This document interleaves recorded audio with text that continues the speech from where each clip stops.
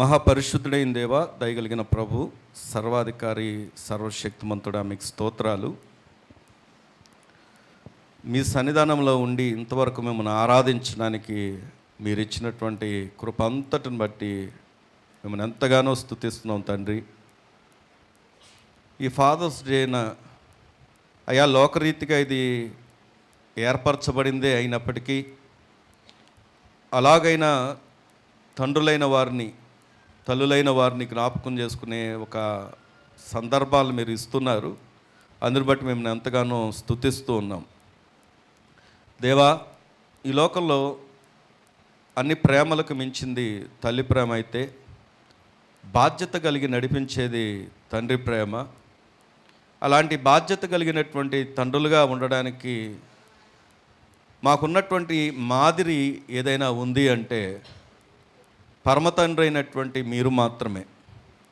ఈ దినము మీ మాదిరిని మేము కలిగి మేము ముందుకు నమ్మకంగా నడుచుకోగలిగినట్లుగా మీ వాక్యపు సహాయాన్ని మా అందరికీ దయచేసి నడిపించమని ప్రార్థన చేస్తున్నాం. ప్రతి ఫాదర్స్ని మీరు దీవించండి, వారి కుటుంబాలని దీవించండి. నెక్స్ట్ జనరేషన్స్ కూడా అయా, ఇశ్రాయేల్ ప్రజలకు మీరు ఇచ్చినటువంటి కట్టడి నీ పిల్లలకి దాన్ని వివరించమన్నావు. ఎందుకంటే నీవు ఒక జనరేషన్స్తో ఆగిపోయే దేవుడు కాదు. ఫర్దర్ జనరేషన్స్ అందరూ కూడా వారి యొక్క బాధ్యతల్లో ముందుకు కొనసాగలిగినట్లుగా నీ యందు నిలిచినటువంటి నమ్మకమైనటువంటి తండ్రులుగా రాబో తరాలు కూడా నిలిచినట్లుగా నీవు దీవించమని ప్రార్థన చేస్తున్నావు. ఈ దినము నీ వాక్కు చెంత మేమందరం ఉన్నాం. వాక్యము నీది, ప్రతి హృదయాన్ని ఎరిగిన వాడు మీరు. ప్రతి ఒక్కరితో మీరు మాట్లాడి మహిమ, ఘనత, ప్రభావాలు మీ గణనామానికి పొందుకున్నామని ప్రభువైన యేసుక్రీస్తు వారి యొక్క శ్రేష్టమైన నామంలో ప్రార్థించి స్తుతించి పొంది ఉన్నాం మా పరమ తండ్రి. ఆమేన్. మనం ఆలోచన చేస్తే అసలు ఎంతమందికి తెలుసండి ఈ ఫాదర్స్ డే ఏ సంవత్సరంలో ప్రారంభమైందో తెలుసా? నేను దీని గురించి ఎక్కువ వివరించను, సమయం ఆల్రెడీ చాలా దాటి వెళ్ళిపోయింది కనుక. ఫాదర్స్ డే 1910వ సంవత్సరంలో ప్రారంభించబడింది. దీన్ని మనం గమనిస్తే ఒక కుమార్తె తన తండ్రి కొరకు, అంటే ఒక మదర్స్ డే, చర్చ్లో మదర్స్ డే జరిగితే మదర్స్ డే కొరకు వెళ్ళి తర్వాత తను వచ్చిన తర్వాత ఆలోచించిందంట. మదర్స్ని అందరం జ్ఞాపకం చేసుకుంటున్నాము, కానీ మా ఫాదర్ ఎవరైతే ఉన్నారో ఆయన 6 పిల్లల్ని పెంచాడు. 6 పిల్లల్ని భక్తిగా పెంచాడు. అలాంటి ఆయన తన భార్య చనిపోయినప్పటికి కూడా నమ్మకంగా ఉండి పిల్లల్ని పెంచే విషయంలో కానీ, మరి దేవుని దగ్గర నమ్మకంగా ఉండే విషయంలో కానీ, మరి ఆయన నాకు ఒక మంచి మాదిరి కనపడింది అని చెప్పి అలా ప్రారంభించబడినటువంటిదే ఫాదర్స్ డే. దాన్ని వాషింగ్టన్ అనే ప్రాంతంలో ప్రారంభించబడింది, కానీ అది క్రమక్రమాన అన్ని దేశాలకు విస్తరించింది. సహజంగా ఏంటంటే నేను ఇందాకే చెప్పినట్టుగా మదర్స్ ప్రేమ, తల్లి ప్రేమను దేవుడు తన ప్రేమను పోల్చేటప్పుడు ఎవరితో పోల్చాడంటే తల్లి ప్రేమతో పోల్చాడు. కానీ మరుగున ఉన్నటువంటి మరొక సత్యం ఏంటంటే తన బాధ్యతలను ఎవరితో పోల్చాడు అంటే తండ్రి ప్రేమతో, తండ్రి బాధ్యతలతో పోల్చాడు. కనపడేది ప్రేమ తల్లిదైతే కనపడకుండా ఉండేది తండ్రి బాధ్యతలు. దేవుని స్తోత్రం కలుగును గాక.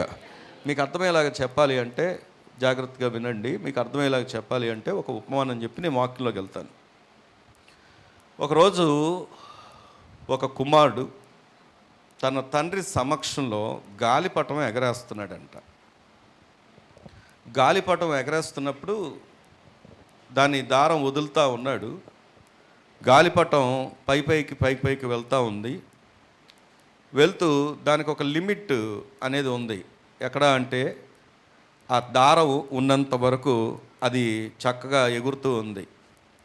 కుమారుడు వచ్చి అన్నా వినాలి తమ్ముడు వినండి. కుమారుడు వచ్చి తండ్రితో చెప్తున్నాడు, ఏమంటున్నాడంటే, డాడీ గాలిపటం చాలా బాగా ఎగురుతుంది కదా,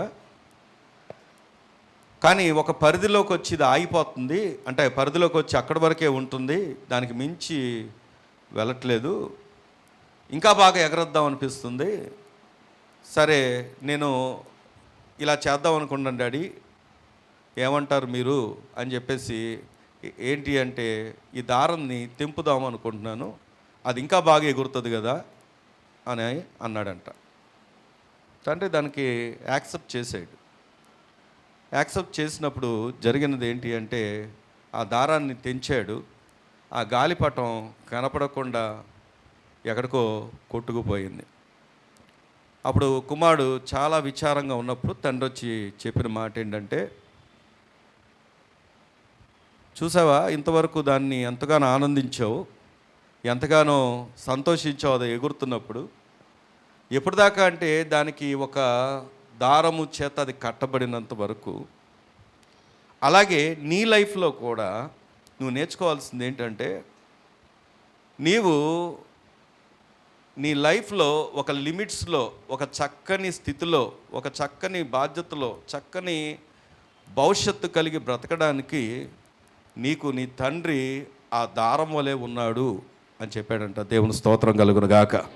ఒకవేళ నీవు అనుకోవచ్చు, ఏంటి మా నాన్న ఏంటి ఎప్పుడు ఇలా చెప్తాడేంటి, ఎప్పుడు కోపంగా చెప్తాడేంటి, ఎప్పుడు ఇలాగా కఠినంగా మాట్లాడుతూ ఉంటాడేంటి, ఎప్పుడు కూడా ఇన్స్ట్రక్షన్స్ ఇస్తూ ఉంటాడేంటి, అలా ఉండాలని చెప్తాడేంటి, ఇలా ఉండాలని చెప్తాడేంటి. నేను చాలామందిని చూస్తూ ఉంటాను, వాళ్ళు ఫ్రీ స్టైల్గా ఉంటారు, వాళ్ళకి నచ్చినట్లుగా ఉంటారు, నాకు అన్నీ షరతులు ఆంక్షలు పెడతా ఉంటాడేంటి మా డాడీ అని నీవు అనుకోవచ్చు. తమ్ముళ్ళు, యవనస్తు తమ్ముళ్ళు వినండి. కానీ దేవుడు ఈరోజు ఎందుకు ఈ విషయాన్ని చెప్తున్నాడు అంటే, ఒకవేళ నీ తండ్రి అనే ఒక బాధ్యత కనుక, నీ తండ్రి నీ విషయంలో ఆ బాధ్యతను కనుక విడిచిపెడితే, ఒకవేళ తండ్రి అనే వ్యక్తి నీ జీవితంలో లేకపోతే, ఆ యొక్క గద్దింపులు, ఆ యొక్క సూచనలు, ఆ షరతులు, ఆ ఇన్స్ట్రక్షన్స్ కనుక లేకపోతే, నీవు కూడా దారం తెగినటువంటి గాలిపటంలాగా నీ లైఫ్కి ఒక అర్థం పర్థం లేకుండా వెళ్ళిపోయే పరిస్థితులు ఉన్నాయి. దేవుడు అందుకే నిన్ను ప్రేమించి ఒక చక్కని తండ్రిని నీకు ఇచ్చాడు. ఆ యొక్క తండ్రి హృదయంలో నీ మీద కక్ష కాదు, కోపం కాదు, కానీ ఆ తండ్రి హృదయంలో నీ మీద ప్రేమ. నీవు తను పడుతున్నట్లుగా కష్టం పడకుండా ఒక నమ్మకంగా, సంతోషంగా, ఆశీర్వాదకరంగా బ్రతకాలనే ఉద్దేశంతో ఆ చెప్పబడుతున్నటువంటి మాటలే కానీ, తిట్లే కానీ, ఏదైనప్పటికీ కూడా అది నీ మేలు కొరకే అని నువ్వు ఎప్పుడైతే హృదయంలో తీసుకుంటావో, ఒకానొక రోజు నువ్వు ఆ స్థానంలోకి వచ్చినప్పుడు నీకు అర్థమవుతుంది. దేవుని స్తోత్రం కలుగును గాక. కాబట్టి నీ తండ్రిని బట్టి నువ్వు సంతోషించాలి, నీ తల్లిదండ్రులను బట్టి నువ్వు సంతోషించాలి. ఎందుకో చెప్పమంటారా, నా లైఫ్లో, నా చిన్నతనంలో ఇప్పటికీ నేను జ్ఞాపకం చేసుకునే ఒకే ఒక విషయం, మా నాన్న 7th క్లాస్ వరకు, నేను చదువుకున్న దినాల వరకు నన్ను ఎప్పుడు కూడా ఇలా ఎత్తుకున్న సందర్భాలు లేవు. నేను కొద్దిగా 7th క్లాస్కి వచ్చానంటే కొద్దిగా పెద్ద అయినట్టే కదా, ఆలోచన చేయండి. ఎప్పుడు మా ఇంటి దగ్గర నుండి, మా టీ క్యాంటీన్ దగ్గర నుండి మా ఇంటికి వెళ్ళేటప్పుడు మా నాన్న నన్ను ఎలా తీసుకెళ్ళేవాడు అంటే, ఆయన భుజాల మీద ఎత్తుకొని తీసుకెళ్ళేవాడు.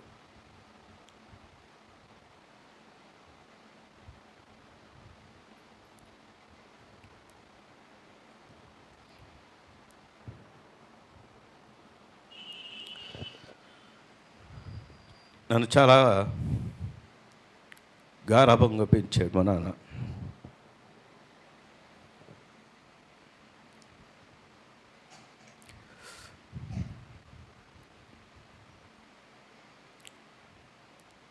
సెవెంత్ క్లాస్లో నేను ఒకసారి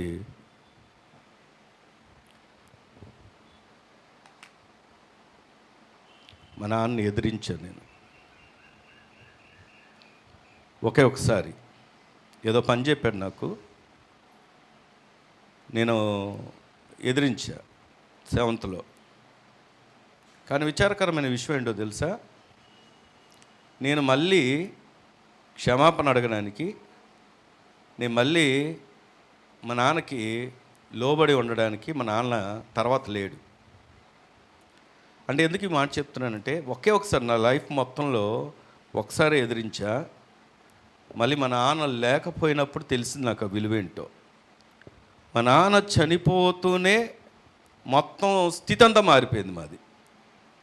ఎంత గారాభంగా, ఎంత ధనంలో నేను పెరిగానో, తర్వాత చాలా హీనమైన స్థితికి, లేని స్థితికి, కనీసం ఖర్చు పెట్టుకోవడానికి కూడా లేని స్థితికి, ఏదైనా ₹10 ఐస్ క్రీమ్ కొనుక్కోవడానికి కూడా లేని స్థితికి నేను వెళ్ళాను నా లైఫ్లో. ఈరోజు ఇది ఎందుకు చెప్తున్నానంటే, మీకు ఉన్న తల్లిదండ్రులను బట్టి మీరు సంతోషించండి, వారిని బట్టి వారిని సన్మానించండి. ఎందుకంటే వారు దేవుని చేత మీ కొరకు ఏర్పరచబడినటువంటి తల్లిదండ్రులు. దేవుని స్తోత్రం కలుగును గాక.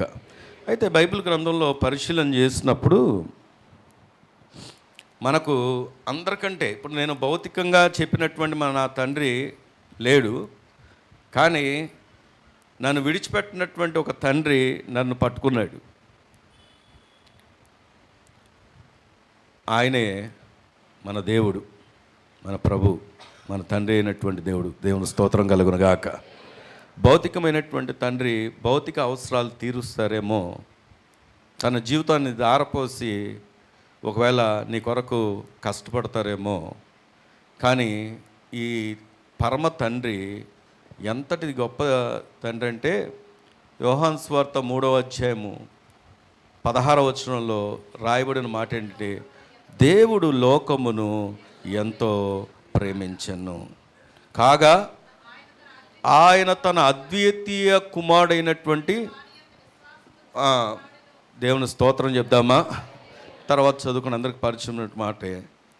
ఈ తండ్రి ఎలాంటి తండ్రి అంటే, అసలు నేను ఆయన ఎవరో తెలియని సమయంలోనే, ఆయన ఎప్పుడు ఆరాధించినటువంటి సమయంలోనే, ఆయనకి అయిష్టంగా నేను బ్రతికినటువంటి సమయంలోనే, ఆయన వ్యతిరేకించినటువంటి దినాల్లోనే నన్ను విడిచిపెట్టకుండా నా తల్లిని రక్షించుకొని, తన ద్వారా ఏదైతే ఆయన రక్షణ అనే భాగ్యము నా ముందు కూడా ఉంచి, అలాగే ఇంకా చెప్పాలి అంటే నాకు జన్మనిచ్చినటువంటి తల్లి చనిపోయింది, కానీ నాకు మరొక తల్లి, మన అమ్మగారు, ఆత్మీయ తల్లిని దేవుడు నాకు ఇచ్చాడు. అలాగే నాకు భౌతికమైనటువంటి తండ్రి చనిపోయారు, మా బావగారు వాళ్ళ ఆయన గారు నన్ను ఒక కొడుకులాగా పెంచాడు. అలాంటి తల్లిదండ్రులైనటువంటి వారిని ఇచ్చినటువంటి ఆ దేవుణ్ణి బట్టి, ఈ తల్లిదండ్రులను బట్టి నేను ఎంతగానో దేవుణ్ణి స్తుతిస్తున్నాను. దేవుని స్తోత్రం కలుగును గాక. ఈరోజు దేవుడు లోకమును ఎంతో ప్రేమించిన మాట వచ్చినప్పుడు, ఆయన ఏమాత్రము కూడా నువ్వు ఎలా ఉన్నావో, మంచివాడువో కాదో, నీలో మంచి సుగుణాలు ఉన్నాయో కాదో, లేకపోతే నువ్వు గొప్పవాడవనో, లేకపోతే గనుడవనో, లేకపోతే బలవంతుడవనో నిన్ను ప్రేమించలేదు, లేకపోతే ఫలానా కమ్యూనిటీ అనో నిన్ను ప్రేమించలేదు. ఆయన నిన్ను ఎప్పుడు ప్రేమించాడు తెలుసా? చూడండి, వాక్యం నుంచి చూద్దాం. యోహాను మొదటి పత్రిక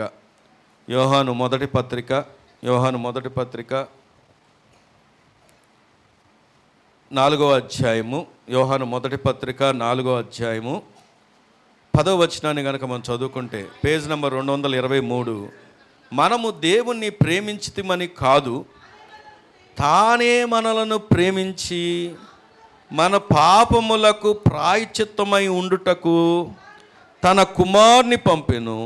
ఇందులో ఏముంది? గట్టిగా చెప్పండి, ఇందులో ఏముంది? గట్టిగా దేవుని స్తోత్రం చెప్దామా. ప్రేమ అనే నిర్వచనం ఏంటో తెలుసా?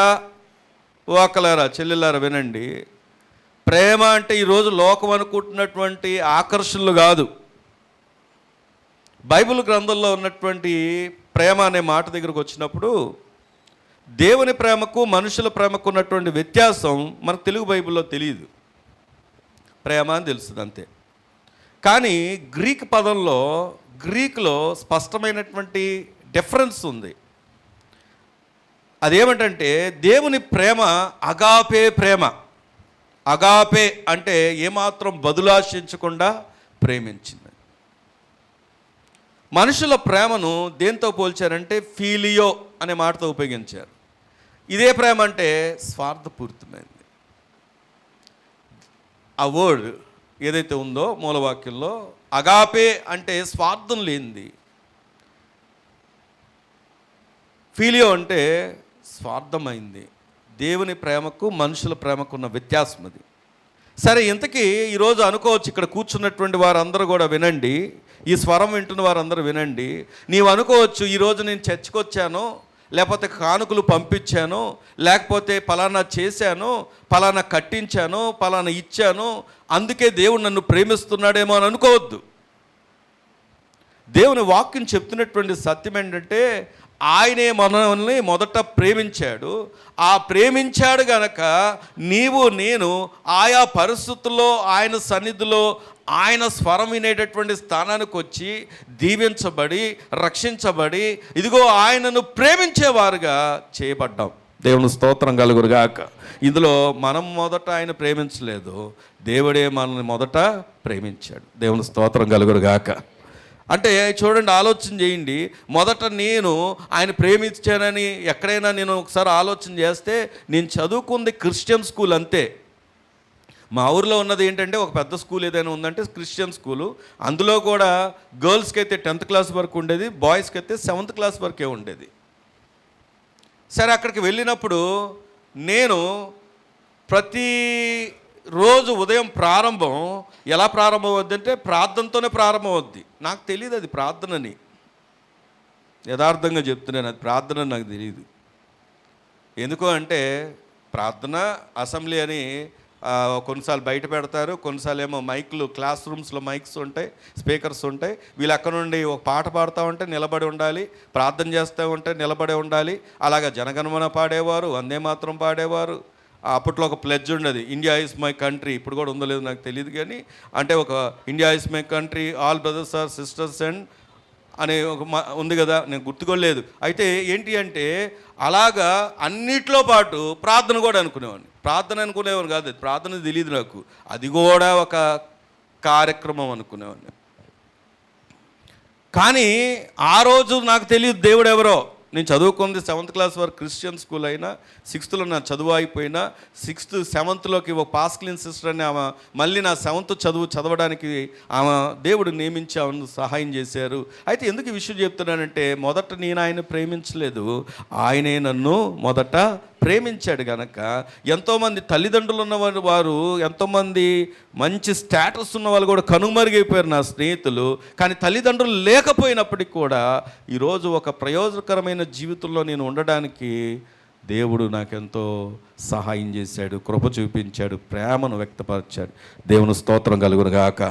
ఈరోజు ఈ మాట మీతో కూడా దేవుడు మాట్లాడుతున్నాడు. ఒకరోజు అనుకోవచ్చు, కొంతమందికి తండ్రులు అంటే భారంగా ఉంటారు, తండ్రులు అంటే భారంగా ఉంటారు, తండ్రులు అంటే ఇష్టపడరు. ఎందుకు ఇష్టపడరు అంటే, తండ్రులు ఏంటి మా మీద పెత్తనం జలాయించేది ఏంటి, మాకు ఇన్స్ట్రక్షన్స్ ఇచ్చేది, మమ్మల్ని తిట్టేదేంటి, మమ్మల్ని కొట్టేదేంటి, మమ్మల్ని ఏంటి, మేము ఫ్రీ స్టైల్గా ఉండాలనుకుంటున్నామేమో. కానీ గుర్తుపెట్టుకో, వినాలి. ఎందుకు దేవుడు ఈ మాట చెప్తున్నాడంటే, దేవుడు నిన్ను ప్రేమించి నిన్ను ఒక క్రైస్తవ కుటుంబంలో, ఇప్పుడున్నటువంటి జనరేషన్స్తో చెప్తున్నాను నేను, ఒక క్రైస్తవ కుటుంబంలో, ఒక ముందు జనరేషన్స్ అయితే ఈరోజు ప్రభువుని ఆరాధించే కుటుంబంలోకి మనం రావడానికి దేవుడు తన యొక్క మహాకృపను చూపించాడు. దేవుని స్తోత్రం కలుగును గాక. సరే, నేను అంత సమయం తీసుకోవడానికి టైం లేదు, కానీ నేను ఈరోజు ముగ్గురు తండ్రులను నేను జ్ఞాపకం చేయాలని ఇష్టపడుతున్నాను. మనకు 3 తండ్రులు ఉన్నారు.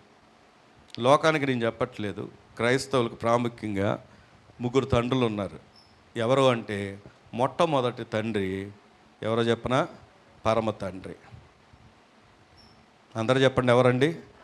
పరమ తండ్రి. రెండవ తండ్రి ఆత్మీయ తండ్రి. ఎవరండి? మూడవ తండ్రి భౌతికమైనటువంటి తండ్రి, physical father, spiritual father, heavenly father. దేవుని స్తోత్రం కలుగును గాక. మళ్ళీ చెప్పనా? మన ఫస్ట్ తండ్రి ఎవరు చెప్పండి? The uttermost priority. అసలు నువ్వు ఖచ్చితంగా నువ్వు ఎరగాల్సిన విషయం ఏంటో తెలుసా? మనకు ఒక తండ్రి ఉన్నాడు. ఆయన మొట్టమొదటి ప్రసంగం చేస్తున్నప్పుడు యేసుక్రీస్తు వారు ప్రార్థన గురించి చెప్పినప్పుడు ఏమని చెప్పారు తెలుసా? పరలోకమందున్న నా తండ్రి. ఎలాగయ్యాడు తండ్రి? యేసు ప్రభువారు ఆయన పిలవడానికి అర్హుడు, ఆయన తండ్రి అని పిలవడానికి అర్హుడు. ఎందుకంటే ఆయన తండ్రి కుడిపార్శ్వములో కూర్చుండట భాగ్యమని ఎంచుకోకుండా మనందరి కొరకు రిక్తునిగా ఈ భూమి మీదకి రావడానికి, మనందరి కొరకు, మన పాపము కొరకు, శాపం కొరకు ప్రాణం పెట్టడానికి ఆయన తనకు తాను తగ్గించుకొని ఇష్టడుగా వచ్చాడు. ఆయన పిలవడానికి అర్హుడు. కానీ మనం ఎలాగయ్యాం? మనం రోజు ఉదయం లేచిన దగ్గర నుండి పడుకునేంత వరకు కూడా పాపపు జీవితము, రోత జీవితము, వ్యర్థమైన బ్రతుకు, దుష్ప్రచారాలు, దుర్భాషలు, గొడవలు, అల్లర్లు, పేచీలు, ఏమండి బ్రతికే విధానం అంతా భయంకరమైనటువంటి వ్యభిచారపు తలంపులు, చూసేవన్నీ వ్యభిచారపు తలంపులు, లోకం అంతా భయంకరమైనటువంటి భ్రష్టత్వంలో ఉన్నటువంటి వాటిలో మనం కూడా కొనసాగుతూ మనకి ఎక్కడుంది అర్హత తండ్రి అని పిలవడానికి? కానీ దేవుడు తన ప్రియ కుమారుని సిలువకు అప్పగించడం ద్వారా, ఆ సిలువలో ఆయన ప్రాణత్యాగం ద్వారా, మనందరి పాపము కొరకు, శాపం కొరకు తనను బలిగా అర్పించడం ద్వారా నీకు నాకు ఎలాంటి అధికారం ఇచ్చాడంటే పిల్లలము అని పిలువబడ్డానికి అధికారం ఇచ్చాడు. దేవుని స్తోత్రం కలుగును గాక. అందుకే యోహాను మొదటి పత్రికలోనే చూస్తే చూడండి, 3వ అధ్యాయం, యోహాను మొదటి పత్రిక 3వ అధ్యాయము మొదటి వచనాన్ని కనుక మనం చూసినట్లయితే, మనము దేవుని పిల్లలమని పిలువబడినట్లు తండ్రి మనకెట్టి ప్రేమను అనుగ్రహించెను. చూడుడి, మనము దేవుని పిల్లలమే, ఈ హేతువు చేత లోకం మనల్ని ఎరగదు, ఏలయనగా అది ఆయనను ఎరగలేదు. దేవుని స్తోత్రం చెప్దామా? నీ పక్కన వాళ్ళు చెప్పండి, నువ్వు దేవుని పిల్లలమని చెప్పండి. దేవుని కుమార్తె అయితే కుమార్తె అని చెప్పండి. ఎవరండి మీరు? మనం ఎవరో దేవుని పిల్లలం. లోకం ఏమనుకుంటుంది మనం చూసి? అంటరాని వాళ్ళు అంటారు. లోకం ఏమంటుంది? వీళ్ళు మతంలో కలిసిపోయిన వాళ్ళు అంటారు. మన పక్కన పెడతారు, అన్నిటికీ దూరం పెడతారు. ఎందుకంటే వీళ్ళు ఏదో హీన జాతికి చెందిన వాళ్ళు, పనికిరాని వారు అని మనం కూడా చాలాసార్లు మన పక్కన పెట్టినప్పుడు ఏం చేస్తామో తెలుసా? ఈ విషయమే చాలా విచారపడుతూ ఉంటాం, బాధపడుతూ ఉంటాం. కానీ నీకు తెలిస్తే, నీ అధికారం ఏంటో తెలిస్తే, నీ అర్హత ఏంటో తెలిస్తే, నీ గొప్పతనం ఏంటో తెలిస్తే నువ్వు ఎప్పుడు కూడా విచారపడవు. దేవుని స్తోత్రం కలుగును గాక. ఎందుకంటే దేవుని వాక్యం చెప్తున్నటువంటి మాట ఏంటంటే, మనం ఎవరు అంటే దేవుని యొక్క పిల్లలం. ఆయన మళ్ళీ రిపీటెడ్గా చెప్తున్నాడు. ఏమని అంటే, తండ్రి ఎలాంటి ప్రేమను మనకు అనుగ్రహించినో చూడండి, మనము దేవుని చెప్పండి పిల్లలమే. దేవుని స్తోత్రం కలుగును గాక. మనకున్నటువంటి తండ్రి ఎలాంటి తండ్రియో తెలుసా? మార్పు లేని తండ్రి. మీ పక్కన చెప్పండి, ఆయన ఏ తండ్రి? ఆయన నేటి ఎంత భయంకరమైనటువంటి దినాల్లో ఉన్నామంటే, లోకంలో అడ్డొస్తున్నారని చెప్పేసి, వారి పాపానికి అడ్డొస్తున్నారని చెప్పేసి తండ్రులైన వారు పిల్లల్ని చంపుతున్నారు, తల్లులైన వారు పిల్లల్ని చంపుతున్నారు. ఎంత భయంకరమంటే ఈ రోజుల్లో బంధాలు ఏమి కరెక్ట్గా లేవు. భర్త మీద భార్య నమ్మకం ఉంచలేకపోతుంది, భార్య మీద భర్త నమ్మకం ఉంచలేకపోతున్నారు. వాళ్ళు ఎక్కడికైనా వెళ్ళి మళ్ళీ క్షేమంగా వస్తారో కూడా చెప్పలేని పరిస్థితులు. ఎందుకంటే అక్కడికి వెళ్ళాక ఏదో ఒక కుట్రలు పన్ని భార్య భర్తను లేదా పిల్లల్ని తల్లిదండ్రులు ఇలాంటి పరిస్థితుల్లో మనం ఉంటే, దేవుడు మన తండ్రి ఎలాంటి వాడో తెలుసా? అలాంటి వాడు కాదు ఈయన. ఎలాంటి వాడు అంటే మార్పు లేకుండా ఏంటంట మనని ప్రేమిస్తూనే ఉన్నాడు. దేవుని స్తోత్రం కలుగును గాక. అందుకే యెషయా గ్రంథం 49వ అధ్యాయం అందరికి పరిచయమైన మాట, చూడకపోయినా చెప్పగలరు. ఏంటో తెలుసా? 15వ వచనంలో, స్త్రీ తన గర్భమున పుట్టిన బిడ్డను కరుణింపకుండా తన చంటి పిల్లలను మరుచునా వారైనా మరుతురు గాని నేను నిన్ను. దేవుని స్తోత్రం చెప్దామా? నీ పక్కన చెప్పండి, నీకు ఎవరున్నారు? నిన్ను మరువని తండ్రి ఉన్నాడు. ఎవరు తండ్రి? ఏ తండ్రి? నిన్ను మరువని తండ్రి ఉన్నాడు. ఒకవేళ భౌతికమైనటువంటి తండ్రి నిన్ను మరిచిన, పిల్లలు, యవనస్తులు, తమ్ముళ్ళు, అన్నలు, అక్కలు వినండి, భౌతికమైనటువంటి, ఎందుకంటే ఎప్పుడు బాగా గొడవలు వస్తాయో తెలుసా? మా నాన్న నాకేం సంపాదించాడు, మా నాన్న నాకేం దాచిపెట్టాడు. గొడవలు ఎక్కువ ఇయే.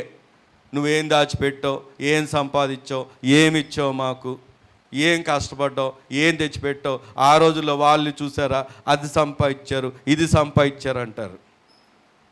లోకం అనుకున్న సహజమే, కానీ నీవు అనుకోకూడదు. ఎందుకో తెలుసా? అన్నిటికంటే ప్రాముఖ్యంగా ఈరోజు స్వరం వింటున్నామంటే దేవుడు వారి జీవితంలో ఆ కుటుంబంలో ప్రవేశించాడు కనుక వారి ద్వారానో కష్టంగానో నష్టంగానో నీకు ఇష్టం లేకుండా ఇక్కడ వచ్చి కూర్చున్నా ఈరోజు ఇలాంటి మాట వినగలిగినటువంటి స్థానంలో దేవుడే నీకు తండ్రి అని చెప్పేటటువంటి ఆ స్వరం వినేటువంటి స్థానంలో నువ్వు ఉన్నావంటే వారికి లేని భాగ్యం నీకు దేవుడు ఇచ్చాడు. దేవుని స్తోత్రం కలుగును గాక. నా జీవితంలో నేనేమి పుడతనే పరిశుద్ధుడిగా పుట్టలేదు, తర్వాత చర్చికి వచ్చిన తర్వాత పరిశుద్ధుడిగానే బ్రతికానని నేను చెప్పను. కానీ ఎప్పుడైతే దేవుని స్వరం వినపడుతూ ఉందో, దేవుని సన్నిధిలో నిలుచు ఉంటున్నానో, ఎప్పుడైతే దేవుని పాదాల దగ్గరకు వచ్చానో, నా లైఫ్లో ముందన్నడు లేనటువంటి నెమ్మదిని దేవుడు నాకు అనుగ్రహించాడు. దేవుని స్తోత్రం కలుగును గాక. ఈరోజు నాలో ఏ టాలెంట్స్ ఎబిలిటీస్ ఉన్నాయని నేను అనుకోను. వాస్తవానికి మోషే అంటాడు కదా, అయ్యా నీ నోటి మాంద్యతను కలిగిన వాడిని. అప్పుడప్పుడు నాకు కూడా అనిపిస్తూ ఉంటుంది, అయ్యా సేమ్ కేటగిరీ, నేను సేమ్ కేటగిరీ. ఎందుకు అంటే కరెక్ట్గా చెప్పాలంటే కొన్ని కఠినమైనటువంటి తెలుగు పదాలు ఉంటే అవి నా నోరులో ఉచ్చరించడం కూడా రాదు, తిరగదు. ఒకవేళ ఇదే మీరు తెలుగులో నా రాతను కనుక నాకు ఇప్పటికీ గుర్తు, ఒక్కసారి అప్పట్లో ఫోన్స్ లేవు కదా, మా అక్క కాకినాడలో ఉన్నటువంటి అక్కకి ఒక ఉత్తరం రాశాను నేను. లెటర్ రాసి, అప్పుడు లెటర్సే రాసేవాళ్ళు. లెటర్ రాస్తే ముగ్గురితో చదివించుకుని అర్థం కాలేదంట వాళ్ళకి నేను రాసినటువంటి లెటరు. ఎందుకంటే నా తెలుగు అంత భయంకరంగా ఉంటుంది. అంటే ఎందుకు ఈ విషయాన్ని చెప్తున్నానంటే, ఏ విధమైనటువంటి టాలెంట్స్, ఎబిలిటీస్, ఏ గొప్పతనం, ఏ సామర్థ్యం, ఏ బలం ఉందని నేను ఈరోజు ఇక్కడ నిలబడలేదు. నాకున్న టాలెంట్ అయినా, నాకున్న ఎబిలిటీ అయినా, నాకున్న సామర్థ్యమైన, నాకున్న జ్ఞానమైన, బలమైన అంతా దేవుడిచ్చిందే, ప్రభు ఇచ్చిందే. దేవుని స్తోత్రం కలుగును గాక. సమస్త మహిమ నా జీవితం ద్వారా ఆయనకే కలుగును గాక. ఆమేన్. ఈరోజు నేను మీ ముందు ఒక మాదిరిగా ఎందుకున్నానంటే, నేను గొప్పవానని కాదు, కాకపోతే నా జీవితంలో దేవుడు చేసిన కార్యం ఈరోజు నీ జీవితంలో కూడా ఒకవేళ అనుకుంటా ఉంటాం, నేను ఎందుకు కొరగాని వాడిని, పనికిరాని వాడిని, నా వల్ల ఏమవుతుంది, నేనేం చేయగలను, నాకెవరు ఉన్నారు, నన్ను ఎవరు పట్టించుకుంటారంటే, నాలాంటోని దేవుడు పట్టించుకున్నాడంటే నీలాంటోని పట్టించుకోడా? నాలాంటోని ఇక్కడ నిలబెట్టాడంటే నీలాంటోని ఉపయోగించుకోడా? కానీ ఎప్పుడు అంటే ఆయన ప్రేమ ఏంటో, ఆయన వాత్సల్యత ఏంటో నువ్వు తెలుసుకున్నప్పుడు. దేవుని స్తోత్రం కలుగును గాక. ఈరోజు మనకున్నటువంటి తండ్రి ఎలాంటి తండ్రి అంటే మార్పు లేనటువంటి తండ్రి. అంత మాత్రమే కాదు, మత్తయి సువార్తలో ఒక మాట అంటాడు చూడండి త్వరగా. మత్తయి సువార్త 6వ అధ్యాయం 31వ వచనం చదువుకుంటే, కాబట్టి ఏమి తిందుమో, ఏమి త్రాగుదుమో, ఏమి ధరించుకుందుమో అని చింతింపకుడి, అన్యజనులు వీటన్నిటి విషయమై విచారింతురు, ఇవన్నీ మీకు కావాలని మీ పరలోకపు తండ్రికి. నీ పక్కన వాళ్ళు చెప్పమ్మా, నీ తండ్రి మంచి పోషకుడు అని చెప్పండి. నీ తండ్రి ఎవరండి? మంచి పోషకుడు ఆయన. నీవేమో ఎంతసేపు కూడా ఏం తిందామో, ఏం బ్రతుకుతామో, ఎలా బ్రతికిస్తాడో ఏంటో, ఎలా బ్రతుకుతామో, ఏం జరుగుద్దో, నా పిల్లలేంటో, నా కుటుంబం ఏంటో అని నువ్వు ఉదయం లేచిన దగ్గర నుండి రాత్రి పడుకునేంత వరకు ఐహిక విచారాల చేత కృంగిపోయి ఉన్నావేమో నాకు తెలియదు. కానీ ప్రభు ఏమని చెప్పాడో తెలుసా? ఇవన్నీ నీకు కావాలని, ఇవన్నీ నీకు అవసరమని ఆయనకు ముందే తెలుసు.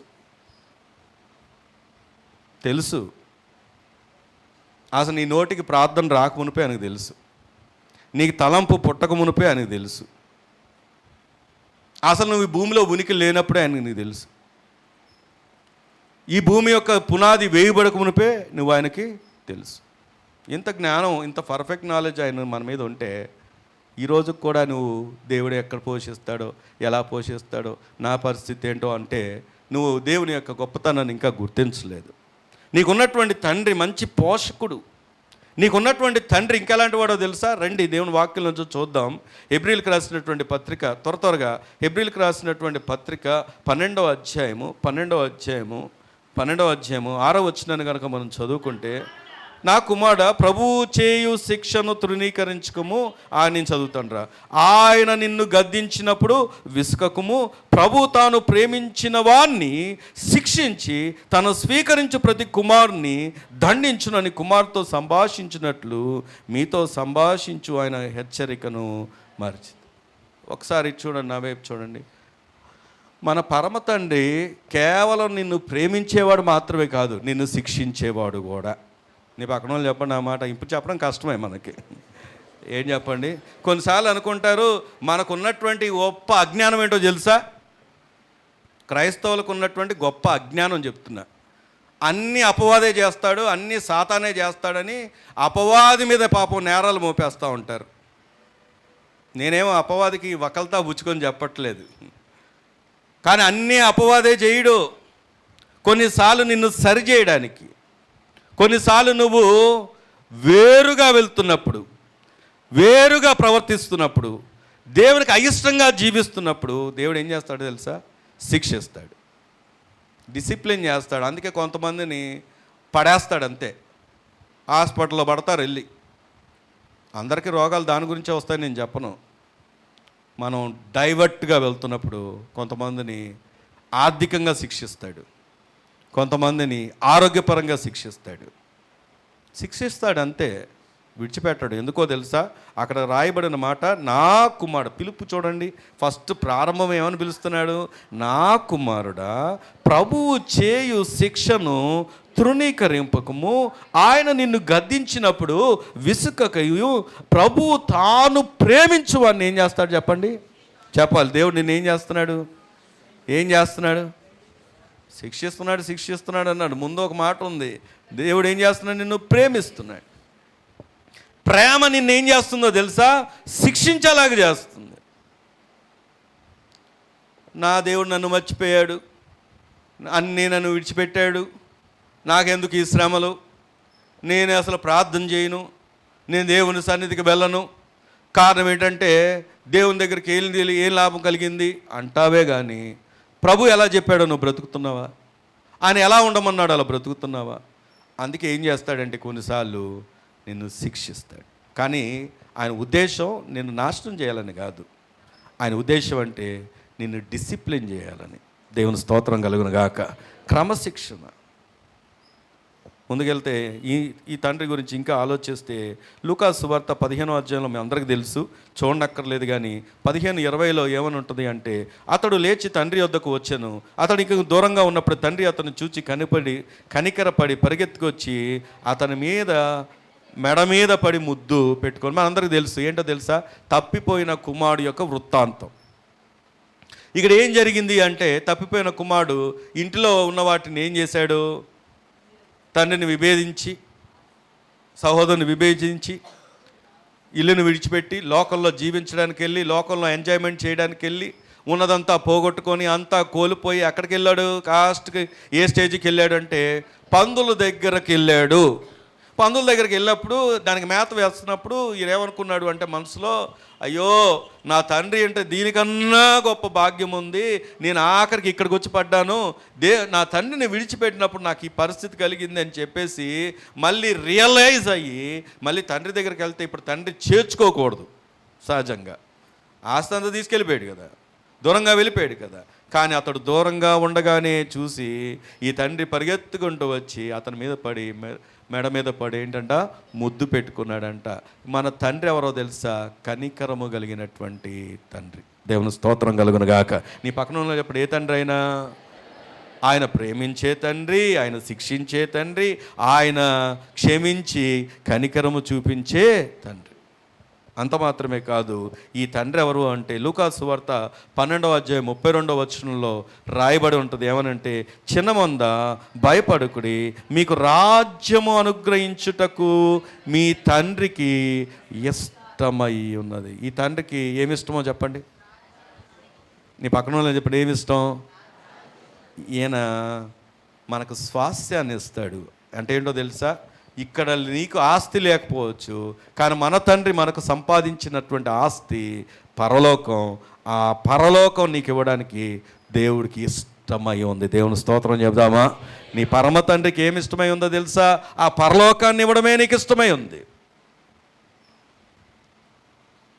ఈ రోజులో ఇది చెప్పొచ్చో చెప్పకూడదో సరే, ఏదేమైనప్పటికీ చెబుతున్నా, తల్లిదండ్రులని చూడకపోతే మళ్ళీ ఆ రాసిన ఆస్తి వెనక్కి తీసుకునేటటువంటి చట్టాలు కూడా ఉన్నాయి.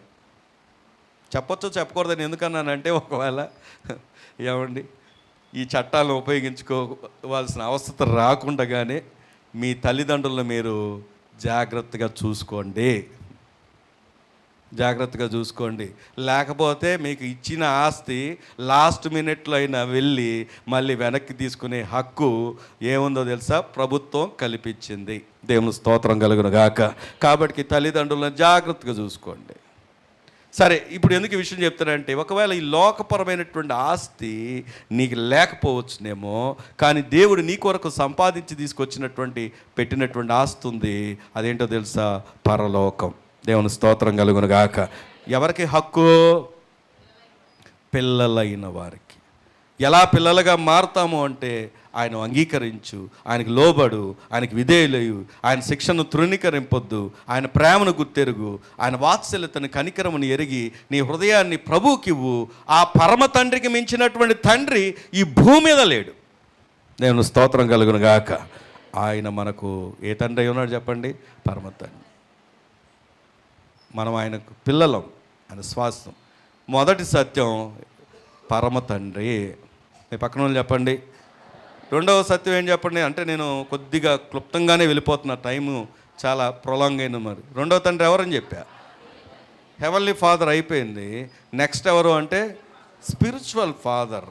అంటే ఎవరు?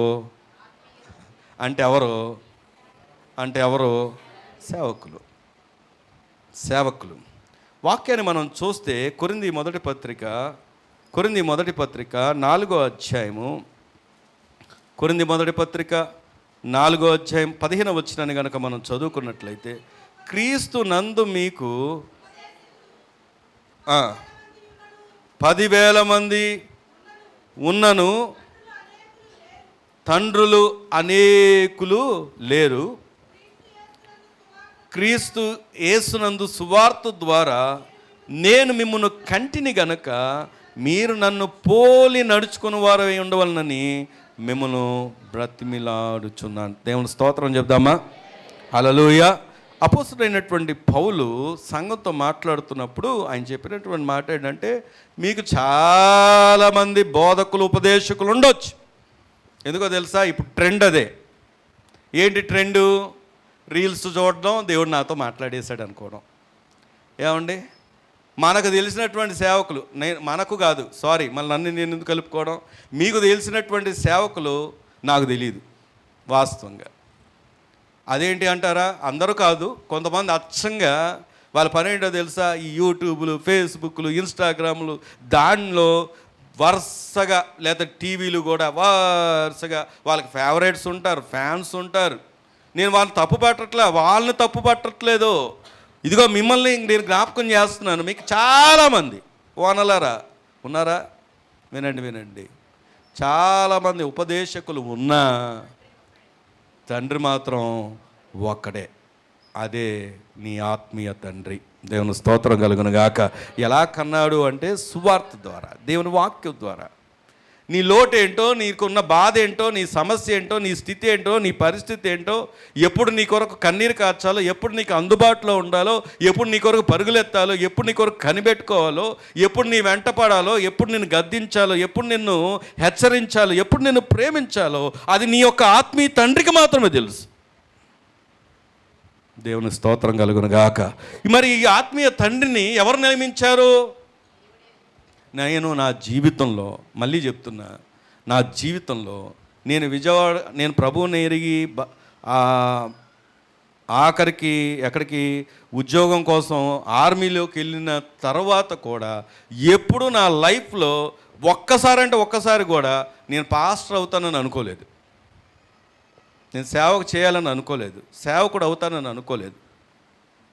ఎప్పుడు కూడా నాకు ఆదివారం చర్చి ఉంటేనే విసుకొచ్చేది, 2 సార్లు ప్రార్థనలు పెడుతూనే కోపం వచ్చేది, రాక సెలవు వస్తే ఆ రోజు కూడా ఏంటి అనేవాడిని. మేము కొన్నేళ్ళ పాస్టర్ గారు సంఘానికి వెళ్ళిన దినాల్లో నిజంగా చెప్పాలంటే నాకు ఒక్క వాక్యం కూడా గుర్తులేదు. ఎందుకంటే అక్కడ కూర్చోవడం, మెట్లు మించి మెల్లిగా జారిపోని వెళ్ళిపోవడం. మళ్ళీ వీళ్ళని మభ్యపెట్టడానికి ఏం చేసామనంటే ఎల్ఈఎఫ్కి వెళ్తున్నాం అని చెప్పేవాళ్ళం. ఎల్ఈఎఫ్కి ఎప్పుడు అంటే సాయంత్రం జరిగేది, బెన్ సర్కిల్ దగ్గర ఎల్ఈఎఫ్ చర్చ్ ఉంటుంది. అక్కడికి వెళ్ళి అక్కడ కూడా అదే పని, ఒక పావుగంట అరగంట వాళ్ళు వెంటనే పలకరిస్తే జస్ట్ అలా కనపడి వెళ్ళిపోయేవాళ్ళం. అక్కడ కూడా నాకు ఎప్పుడు వాక్యం ఉన్నట్టు గుర్తులేదు. అయితే ఎందుకు ఈ విషయం చెప్తున్నాను అంటే, ఆలోచన చేస్తే నా లైఫ్లో ఎప్పుడు కూడా నేను ఎక్స్పెక్ట్ చేయలేదు, అది ఊహించలేదు, సేవ చేయాలని ఆలోచన లేదు. మొన్న కూడా ఒక డిఎస్పి, రిటైర్డ్ డిఎస్పి, మొన్న అనుకోకుండా మన చర్చ్లో ఎవరూ లేము, వాళ్ళు వేరే పని మీద వచ్చారు, వేరే సేవకులతో వచ్చారు. ఆయన రిటైర్డ్ డిఎస్పి అంట. వాళ్ళు కూర్చొని ఉంటే ఇలాగ పరిచయాలు, మేము అప్పుడే వచ్చాం బయట నుండి వచ్చి, పరిచయాల్లో మాటల్లో ఏమన్నారు అంటే, ఆయన రిటైర్డ్ డిఎస్పి కదా పాస్టర్ గారు, ఇలాగ నేను ఆర్మీ నుండి వచ్చానని చెప్తే, పాస్టర్ గారు ఆ 15 సంవత్సరాల 17 సంవత్సరాలు చేసేయాల్సిందండి, మంచి బెనిఫిట్స్ ఉండేవి అని అన్నారు. నాకుండే బెనిఫిట్స్ ఏంటో చెప్పనా, ఒకవేళ ఉంటే పెన్షన్ వస్తుంది, నేను చనిపోయిన తర్వాత కూడా నా వైఫ్కి పెన్షన్ వస్తుంది. బెనిఫిట్స్ నా తర్వాత కూడా నా వైఫ్కి ఉంటుంది. హాస్పిటల్స్, ఇంకా చాలా ఫెసిలిటీస్. క్యాష్ చేసుకోవాలంటే బాటిల్స్ క్యాష్ చేసుకోవాలనుకుంటే మనకు అలాంటి ఆలోచన లేదు.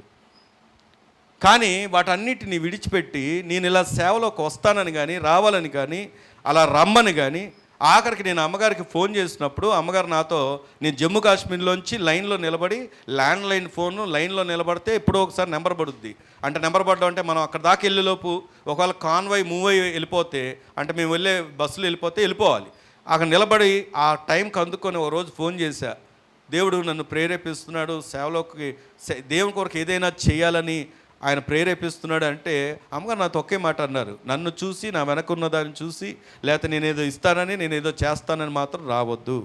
నువ్వు కష్టాలు పడడానికి, శ్రమలు పడడానికి, తిండి లేకుండా పస్తులు ఉండడానికి, ఏదైనా కానీ సహించగలిగి ఉండడానికి వస్తానంటే రా అంటే, మరి నేను వస్తానని వచ్చేస్తే రావడానికి అవ్వదు కదా. ప్రార్థన చేసే దేవుడు సునాయాసనంగా బయటికి రావడానికి కృపను అనుగ్రహించి సేవకు నడిపించాడు. దేవుని స్తోత్రం కలుగును గాక. ఈరోజు ఎందుకు ఈ మాట చెప్తున్నానంటే, మేము ఏదో ఆశిస్తామని అనుకుంటారేమో. ఆశించాల్సిన అవసరం లేదు. ఆశించినటువంటి స్థానంలో దేవుడు ఎప్పుడో ఉంచాడు. కానీ ఈరోజు ఎందుకు మీ వెనకపడి మీతో సహవాసం ఏర్పరచుకొని, ఎందుకంటే నాకు ఇంతకుముందు ఎవరిని ఎలా పరిచయం చేసుకోవాలో కూడా తెలియదు. నాకు అక్క అని పిలవాలా, అమ్మ అని పిలవాలా, ఆంటీ అని పిలవాలా, చెల్లి అని పిలవాలా, అన్న అని పిలవాలా, అంకుల్ అని పిలవాలా, ఎవరిని ఎలా పిలిస్తే ఎలా ఫీల్ అవుతారో మౌనంగా ఉండేవాడిని. కానీ అలాంటి వ్యక్తిని దేవుడు నిలబెట్టి, ఈరోజు నా గొప్ప కోసం ఈ మాటలు చెప్పట్లేదు. దేవుడు ఇచ్చినటువంటి స్థానం ఎంత ఉన్నతమైంది అంటే, దేవుని వాక్యం చెప్తున్నటువంటి మాట బైబిల్ గ్రంథంలో కనుక మనం చూస్తే చూడండి, ఈ ఆత్మీయ తండ్రి గురించినటువంటి మన బాధ్యత ఏంటో మనం జ్ఞాపకం చేసుకుందాం. ఒకసారి మనం చూడండి, హెబ్రీలకు రాసినటువంటి పత్రిక 13వ అధ్యాయము, హెబ్రీ పత్రిక 13వ అధ్యాయం 17వ వచనం చదువుకుందామా. మీ పైన నాయకులుగా ఉన్నవారు ఏంటంట, ఏం చెప్పాలి మేము, ఏమండి ఏం చెప్పాలి, లెక్క చెప్పాలి. ఈరోజు సేవకులుగా అవ్వడానికి ఆతురపడడానికి, లేకపోతే తొందరపడడానికి, లేకపోతే ఆయనేనా లేదా ఆమెనా అని అనుకోవడానికి ఇక్కడ ఆ మాట ఎంత కఠినమైనటువంటి మాట ఉందో తెలుసా. మేమేం చెప్పాలంట, లెక్క. ఏంటో ఒక వారం మానేస్తే వెంటనే ఫోన్ చేసి అడుగుతూ ఉంటారు, నిలబెట్టి మాట్లాడేస్తూ ఉంటారు, కఠినంగా చెప్తూ ఉంటారని చాలామంది అనుకుంటారు. కానీ ఎందుకో తెలుసా, మేమేం చెప్పాలి, లెక్క చెప్పాలి. మేము ఆ వాక్యాన్ని మనం కంప్లీట్ చేస్తే 13:17లో ఏమన్నా మీ పైన నాయకులుగా ఉన్నవారు లెక్క ఒప్పజెప్పవలసిన వారి వలె మీ ఆత్మలను కాయుచున్నారు. కాబట్టి మీరేం చేయాలి? వారు దుఃఖంతో ఆ పని చేసిన ఎడల మీకు నిష్ప్రయోజనం గనక దుఃఖముతో కాక ఆనందంతో చేయనట్లు వారి మాట విని వారికి లోబడి ఉండుడి. గడిక దేవుని స్తోత్రం చెప్దామా? దేవుడు మీతో ఏం చెప్పాడు? మాతో ఏం చెప్పాడు? మాతో ఏం చెప్పాడంటే, మీ గురించి మేము ఏం చెప్పాల్సి వస్తుందంటే లెక్క చెప్పాలి. అందుకే ఒక భౌతికమైనటువంటి తండ్రి ఎలాగ మిమ్మల్ని గద్దిస్తాడో, కొన్ని సందర్భాల్లో మేము గద్దించిన, హెచ్చరించిన, పురికొల్పిన, ప్రోత్సహించిన ఇదంతా ఎందుకో తెలుసా? మీ గురించినటువంటి లెక్క మేము అప్పగించాం. ఇప్పుడు ఈ మాట మీ దాకా తీసుకొని వస్తే మీరు ఎలా ఉండకూడదంట? మీ పైన నాయకులుగా ఉన్నటువంటి సేవకుల్ని మీరు ఏం చేయకూడదు? దుఃఖపడకుండా వారి మాట వినాలంట. లేకపోతే ఏమవుద్దో తెలుసా? అక్కడ రాయబడింది, వారు దుఃఖముతో కాక, అక్కడ రాయబడింది దుఃఖముతో కాక ఆనందంగా చేయనట్లు వారి మాట వినండి, లేకపోతే మీకు ఏమవుద్దంటే నిష్ప్రయోజనము. ఏంటి నిష్ప్రయోజనం? నేను మీకు అర్థమయ్యేలా చెప్తా. అమ్మగారు మీకోసం ఉపవాసం ఉండి కన్నీరు గార్చి ప్రార్థన చేస్తూ, కడుపు కొట్టుకొని ప్రార్థన చేస్తూ 21 రోజు, 41 రోజు, లేకపోతే ఇంకా 3 నెలలు, నెల ఎలాగో ప్రార్థనలు పెట్టి మీకోసం కన్నీరు కార్చి మీ యొక్క పరిస్థితుల కోసం, సమస్యల కోసం ప్రార్థన చేస్తూనే ఉన్నారు. కానీ మీరు దుఃఖపెడుతున్నారు అనుకోండి. దుఃఖపెట్టడం అంటే ఎలాగా? చెప్పిన మాట వినకుండా, మీ ఇష్టానుసారంగా ఉంటూ, మీకు తోచినట్లుగా నడుచుకుంటూ, మీ ఇష్టం వచ్చినటువంటి ప్రవర్తన కలిగి ఉంటే మీకోసం మీరు ప్రార్థన చేస్తున్నా అది ప్రయోజనమా? వాక్యానుసారంగా అది ప్రయోజనమా? అందుకే చాలామంది జీవితాల్లో, నేను అందరి అనను, విననటువంటి వారి జీవితాల్లో ఏం జరుగుతుందో తెలుసా? వారు వృద్ధిలోకి రాలేకపోతున్నారు, ఆశీర్వాదంలోకి రాలేకపోతున్నారు, మేలులు పొందుకోలేకపోతున్నారు. ప్రార్థనలు జరగట్లేదా? కన్నీరు కాచట్లేదా? కనిపెట్టట్లేదా? అన్నీ జరుగుతున్నాయి. కానీ ఏం జరుగుతుందంటే చెప్పిన మాట వారు వింటలేదు. ఇంతకీ మీ పైన ఎవరు అవసరమో, ఎవరైతే మీకు అవసరమో ఎందుకో తెలుసా? మనం మామూలుగా యూట్యూబ్లో, ఫేస్బుక్లో చూసినప్పుడు అక్కడ, అంటే ఎగ్జాంపుల్గా చెప్తున్నాను, అంత క్వాలిటీగా ఉంటుంది. ఎందుకు క్వాలిటీగా ఉంటుందంటే వాళ్ళకున్న టాలెంట్స్ అలాంటివి, వాళ్ళకున్నటువంటి వనరులు అలాంటివి. మనకు వచ్చే వీడియో క్వాలిటీగా ఉంటుంది, మనకు వచ్చే ఎడిటింగ్ ఒక్కటి కూడా మిస్టేక్ ఉండదు, అంత ఎడిటింగ్ అయిపోతుంటుంది. లక్షల కొద్ది సాఫ్ట్వేర్స్ వాడతారు వాళ్ళు. తర్వాత అక్కడ ఆర్భాటం ఉంటుంది, హంగులు ఉంటాయి, అక్కడ కనబడే లైటింగ్స్ ఉంటాయి, అక్కడ కనబడేదంతా స్క్రీన్స్ ఉంటాయి. ఇవన్నీ చూసినప్పుడు సహజంగానే మనకు ఒక వ్యసనం వస్తుంది. ఏంటో తెలుసా? వాళ్ళని ఆరాధిస్తూ ఉంటాం మనం. వ్యసనం ఏంటంటే పోల్చి చూస్తాం. ఇక్కడ ఏమి లేవు, ఇక్కడ ఇలాగుంది, ఇక్కడేంటో ఇంకా పాత పద్ధతిలో, మోస పద్ధతిలో ఇంకా అలాగే వెళ్తున్నారు, అందులో చూడండి, అది చూడండి. అందుకే కొంతమంది ఏం చేస్తారు తెలుసా? అందరూ నేను చెప్పరు, మన దాంట్లో ఎవరో వెళ్ళరని నేను అనుకుంటున్నాను. కొన్ని సంఘాల్లో పొద్దున్న ఇలాంటి చర్చిలకు వచ్చి మళ్ళీ తర్వాత second service, third service, fourth service, ఈ ఆన్లైన్ పాస్టర్స్ ఉంటారు కదా, ఫేమస్ సెలబ్రిటీ పాస్టర్స్, వాళ్ళ దగ్గరికి వెళ్ళే వాళ్ళు కూడా ఉంటారు. నువ్వు ఎన్ని స్థలాల కన్నా వెళ్ళు, నేను వద్దని ఏం చెప్పట్లేదు, ఎన్ని స్థలాల కన్నా వెళ్ళు, ఎక్కడికన్నా వెళ్ళు, నువ్వు దేవుని మాట వినకుండా, నీ పైన నియమించినటువంటి నాయకుడిని మాట వినకుండా వారిని దుఃఖపెట్టేవారుగా ఉంటే మనం ఏం ప్రయోజనము పొందుకోలేము. ఇది నా మాట కాదు, ఎక్కడుంది? నిష్ప్రయోజనం. కానీ ఈ తండ్రి ఎందుకు, ఈ ఆత్మీయ తండ్రి యొక్క విధానం చూడండి. తిమోతి పత్రిక 5వ అధ్యాయము, తిమోతి పత్రిక 5వ అధ్యాయము 17వ వచనాన్ని, తిమోతి మొదటి పత్రిక 5వ అధ్యాయం 17వ వచనం కనుక, విశేషముగా వాక్యమందును ఉపదేశమందు ప్రయాసపడిన వారిని 2 ఘనతకు పాత్రులుగా ఎంచవలను. గట్టిగా దేవుని స్తోత్రం చెప్దామా? ఎలా ఎంచాలి? మీ సేవకులతో మీరు ఎలా ఉండాలి?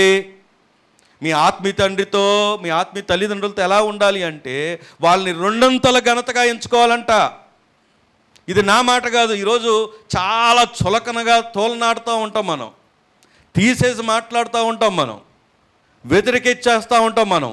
ఎదురు మాట్లాడుతూ ఉంటాం మనం. కానీ నీకు అర్థం కావాల్సిందంటే విషయం ఏంటంటే, ఇదిగో దేవుడు నీ మీద బాగుగా నియమించి విచారణ చేయని నిమిత్తము దేవుడు ఏర్పరిచినటువంటి తల్లిదండ్రులు, ఆత్మీయ తల్లిదండ్రుల మీద నువ్వు ఎలా ఉండాలో తెలుసా? ఎదుట వారిని ఎలా ఎంచుకోవాలంట? ఎలా ఎంచుకోవాలి చెప్పండి? ఘనతగా ఎంచుకోవాలంట, ఘనతగా. దేవుని స్తోత్రం కలుగును గాక. కారణం ఏంటో తెలుసా? ఆ వ్యక్తిని నీ లైఫ్లోకి నడిపించింది దేవుడే, ఆ స్థానంలో నిలబెట్టింది దేవుడే. నోటి మాంద్యత కలిగిన వాడిని మోషే అన్నప్పుడు దేవుడు ఇంకొకరిని నియమించలేడా? చెప్పండి, నియమించగలరా లేదా? ఆయనే కావాలా ఏంటి? అబ్రహామే కావాలా ఏంటి? ఏమండి, పౌలు గారే కావాలా? అందరినీ ఆయన క్రైస్తవుని హింసించడానికి వెళ్తున్నారు, సౌలుగా ఉన్నాడు, ఆయనే కావాలా ఏంటి? మీకు విషయం తెలుసా? సౌలు కనులు తెరవడానికి ఎవరి దగ్గర పంపించాడు? అననీయ దగ్గరికి వెళ్ళాడు. అననీయ ఏమన్నాడు తెలుసా? ప్రభువా, ఏంటి ఆయన కళ్ళు తెరవమంటున్నావు? నువ్వు ఆయన కోసం ప్రార్థన చేయమంటున్నావు ఏంటి? అననీయ దేవునికి భక్తిపరుడుగా ఉన్నటువంటి వ్యక్తి ఏమన్నాడు తెలుసా? ఆయన దగ్గరికి వెళ్ళమంటున్నావు ఏంటి? ఆయన బాగు చేయమంటున్నావు ఏంటి ప్రభువా? ఎందుకంటే ఆయన ఎవరో తెలుసా? క్రైస్తవుల్ని హింసిస్తున్నవాడు. ఇది దేవునికి తెలుసా తెలీదా? తెలుసు. కానీ ఏమన్నాడు తెలుసా? నా నిమిత్తం నిలబడబోతున్నాడు, గొప్ప సాధనం అని చెప్పి. దేవుని స్తోత్రం కలుగును గాక. దేవునికి తెలుసు సౌలును పౌలుగా మార్చుకొని పౌలే కావాలి అని, పౌలే కావాలని. నీకు ఏ సేవకుడు కావాలో దేవుడికి తెలుసు, ఏ ఆత్మీయ తండ్రి ఉండాలో దేవునికి తెలుసు. ఆత్మీయ తండ్రిని మీరు అనుకోవచ్చు మీకు భౌతికంగా. ఒకసారి ఒక సేవకుడు చాలా బాధతో చెప్పాడు. ఏమని చెప్పాడంటే, అందరంట ఆయన వేసుకునే కోట్ చూస్తున్నారంట, కోటు. కానీ ఆ సేవకుడు అంటున్నాడు, అందరూ పైన ఉన్నటువంటి కోట్ చూస్తున్నాడు, కానీ లోపల ఉన్నటువంటి చిరుగుల బనియన్ ఎవరు చూడట్లేదు అన్నాడంట. దేవుని స్తోత్రం కలుగును గాక. ఎందుకంటే మరి చిరుగులు బనియన్తో తిరగలేరు కదా, అది బయటికి చూపించరు కదా. కానీ పైకి మాత్రం ఎప్పుడు కూడా కనపడేది ఎప్పుడు కూడా ఎలాగ ఉంటుంది? వాళ్ళకేంటండి అన్నీ ఉన్నాయి, వాళ్ళకేమో అంతా బాగుంది, వాసన మిమ్మల్ని ఏమో వాళ్ళు ఏంటనుకున్నారు అని అనుకుంటారేమో. మీరైతే కంటి నిండా నిద్రపోతారేమో. కానీ నేను మిలిటరీలో ఉన్నప్పుడు ఏమనుకున్నామనంటే, ఆర్మీలోంచి బయటకు వచ్చాక కంటి నిండా నిద్రపోవాలి అనుకునేవాను. అసలు కంటి నిండా నిద్రపోవాలనుకున్నాను. నేను ఒక మాట చెప్పనా, నాకు అప్పుడప్పుడు ఏమనిపిస్తుంది అంటే ఆర్మీలోనే ఎక్కువ నిద్రపోయానేమో అనిపిస్తుంది నాకు. సేవలోకి వచ్చాకే నాకు నిద్ర కరువు అయిందేమో అనిపిస్తుంది.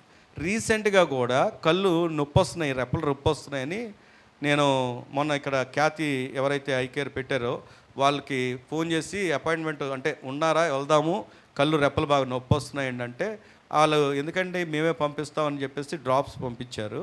పంపించి అంటే వాళ్ళు చెప్పిన మాట ఏంటంటే, మీకు నిద్ర ఎక్కువ లేదండి, కళ్ళుకి రెస్ట్ అవసరం, నిద్రపోండి అని చెప్పారు. నిద్రపోండి అని చెప్పారు. ఇప్పుడు ఎందుకు ఈ విషయం చెప్తున్నానంటే, మేము నిద్రపోలేమా? పోలేమా? కానీ పోనివ్వడు దేవుడు. ఎందుకు పోనివ్వడంటే, మేము నిద్రపోతే మీరు శ్రమల పాలవుతారని, మీ కొరకు కన్నీరు కార్చడానికి, ప్రార్థన చేయడానికి, బాధ్యత తీసుకొని మీ వెంట పరుగులెత్తడానికి దేవుడు మమ్మల్ని ఒక ఆత్మీయ తండ్రిగా నియమించాడు. దేవుని స్తోత్రం కలుగును గాక. ఇది రెండవ సత్యము. ఎవరు చెప్పండి? మొదటి సత్యం ఎవరు? మొదటి తండ్రి ఎవరు? పరమ తండ్రి, హెవెన్లీ ఫాదర్. రెండవ తండ్రి ఎవరండి? ఆత్మీయ తండ్రి, స్పిరిచువల్ ఫాదర్. మూడవ తండ్రి ఎవరంటే ఫిజికల్ ఫాదర్, భౌతికమైనటువంటి తండ్రి. ఈయన ఎవరు అంటే, దేవుని వాక్యం దగ్గరకు వచ్చి ఆలోచన చేస్తే ఈయన ఎలా ఉండాలి అనేది కూడా బైబిల్ చెప్తుంది. ఎందుకంటే నేను కూడా నా పిల్లలకి తండ్రిగా ఇది నేను కూడా నేర్చుకున్నటువంటి సత్యమే. ఎందుకంటే నేను చెబుతున్నాను కాబట్టి అంతా నేను పర్ఫెక్ట్ అని చెప్పను, కానీ వాక్యం దగ్గర అందరం కూడా నేరస్తులమే. కానీ సరి చేసుకొని మనం గనక అలాగ నడుచుకుంటే దేవుడు మనమున్న కుటుంబంలో ఒక తండ్రి బాధ్యతను నెరవేర్చడంలో దేవుడు సహాయకుడై నిన్ను దీవిస్తాడు. ఆమేన్. రండి 27వ అధ్యాయం ఆదికాండం 27వ అధ్యాయము 4వ వచనాన్ని కనుక మనం చదువుకుంటే, నేను చావక మునుపు నిన్ను నేను ఆశీర్వదించి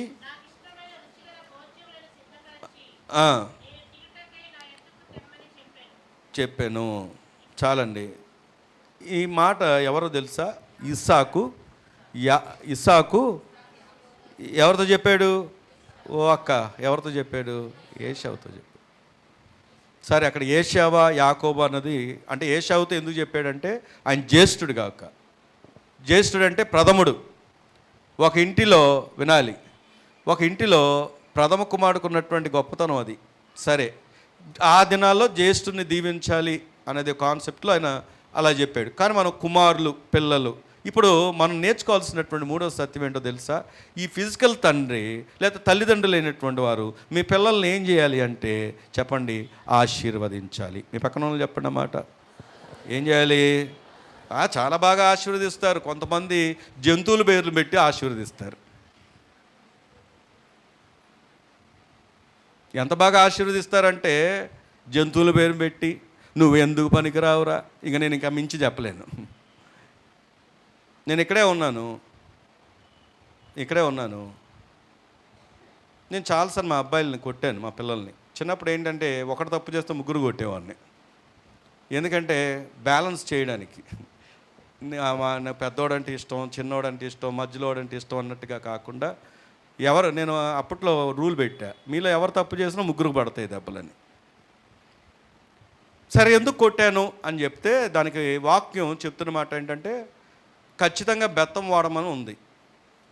కొంతమంది బెత్తమే వాడమండి, ఎంత గారాభమో అంటే బెత్తం వాడకపోతే ఖచ్చితంగా దేవుని వాక్యం చెప్తున్నమాట బెత్తం వాడాలి.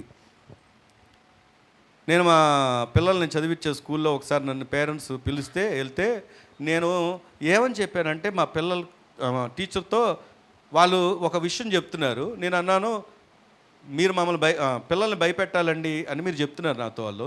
నేను అన్నాను, మేము చదువుకునే రోజుల్లో అండి అసలు ఒక్క నిమిషం లేట్ అవ్వడానికి భయపడే వాళ్ళం. ఎందుకంటే మా పొట్టి సార్ ఒక ఆయన ఉండేవాడు, వెంకటరెడ్డి అని. ఆయనకి అందం అనమాట. అందం అని కాబట్టి ఇంతలావు కర్ర తీసుకొని ఒక్క నిమిషం లేట్ అయినా కర్ర ఎగిరెగిరి కొట్టేవాడు. ఇలా పెట్టి, ఇలా కాదు ఇలా తిప్పరా అనేవాడు. ఇవన్నీ వాసిపోయి ఎప్పుడు నేను చాలాసార్లు లేట్ అయ్యేవాడిని. రీజన్ ఏంటంటే ఇప్పుడు నేను లేట్ అవుతానంటే మా చార్లెస్ ఎక్కడ ఉన్నాడా, మీరు లేట్ అయ్యారు కదా, అప్పుడు విషయాలన్నీ చెప్తా ఉంటాడు నాతో. అంటే ఎందుకు చెప్తున్నానంటే నేను ఎప్పుడు లేట్ అయ్యాను తెలుసా? 3 కిలోమీటర్లు స్కూల్కి నడుచుకుంటూ వెళ్ళేవాడిని. ఎవరు లేకపోతే అన్నీ నేనే చూసుకొని అన్నీ చేసుకొని వెళ్ళేవాడిని నేను. ఆ స్టవ్ మొన్న పురాతన వస్తువులు ఎతుకుతుంటే దొరుకుతుంది కదా, నేను వంట చేసుకున్నటువంటి స్టవ్ కనబడింది మొన్న, ఇత్తడి స్టవ్. 3 కిలోమీటర్లు నడిచాక చెప్పాలి చార్లెస్ నువ్వు, ఒకవేళ చెప్పాల్సి వస్తే. అంటే ఎందుకు ఈ విషయం చెప్తున్నానంటే అప్పట్లో బెత్తం దెబ్బ పడకూడదని పరిగెత్తేవాడిని నేను. ఒకసారి ట్రాక్టర్ వెళ్తుంటే ట్రాక్టర్ బ్యాక్ సైడ్ వెనక్కి పట్టుకొని ఎక్కా. వాడు కావాలని నేను ఎక్కడ దిగుతానో నీ స్పీడ్ పెంచేస్తే స్కూల్ దాటిపోతుందని భయంతో దూకేస్తే మొత్తం అంతా కొట్టుకుపోయింది, నాకు కొట్టుకుపోయింది, గీరుకుపోయింది మొత్తం. సైకిల్ లేదు అప్పుడు. ఆ విషయాన్ని ఒక ఉదాహరణకు చెప్పడానికి పిల్లలకి మీరు భయం చెప్పాలండి, బెత్తం వాడాలని చెప్తే ఆ టీచర్ నా మీద ఫైర్ అయిపోయింది.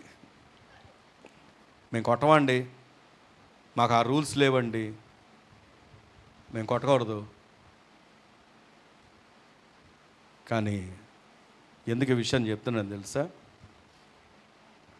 బాలుడు నడవలసిన త్రోవను వానికి నేర్పుము. నిజంగా వాస్తవానికంటే ఖచ్చితంగా తల్లిదండ్రులము ఎక్కడ ఫెయిల్ అవుతున్నాం అంటే ఇక్కడే. కానీ ఇక్కడ ఈ తండ్రి తిట్టడం కాదు, బూతులు ఆడడం కాదు, దూషించడం కాదు.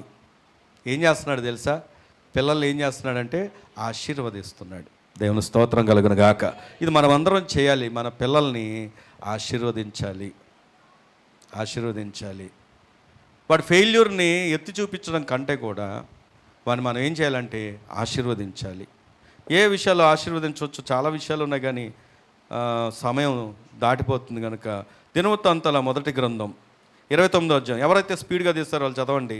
దినవృత్తాంతాల మొదటి గ్రంథం 29వ అధ్యాయం 19వ వచనం.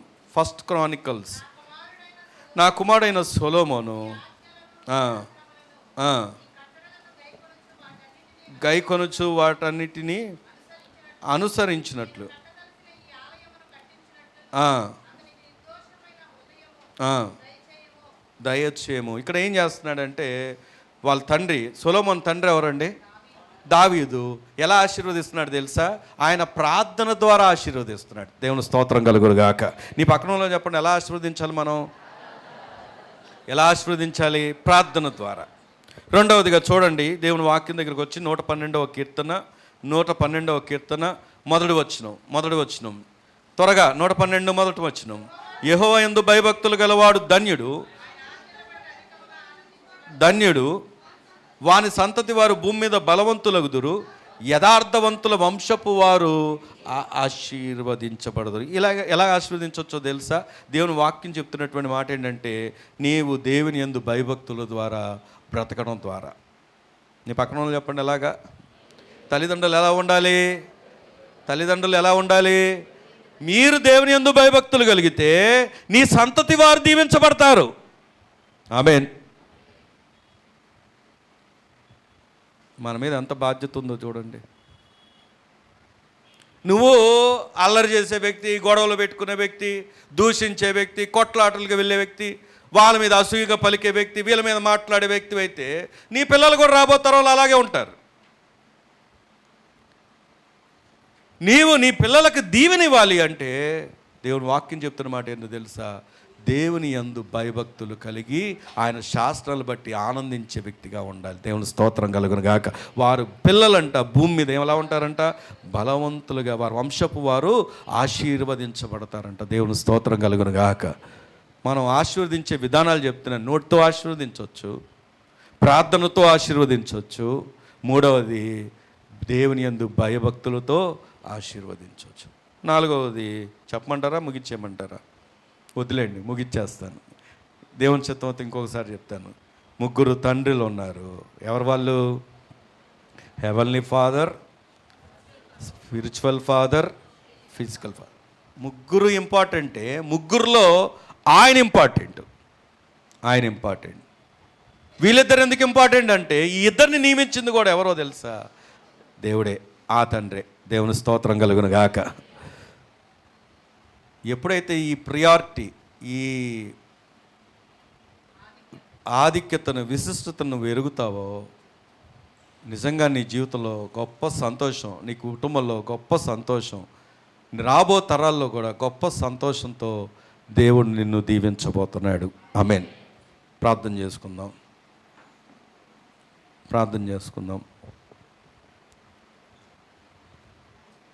దేవుని వాక్యం నీ ముందు ఉంది. ఆయన తండ్రిగా నీ ముందు ఉన్నాడు.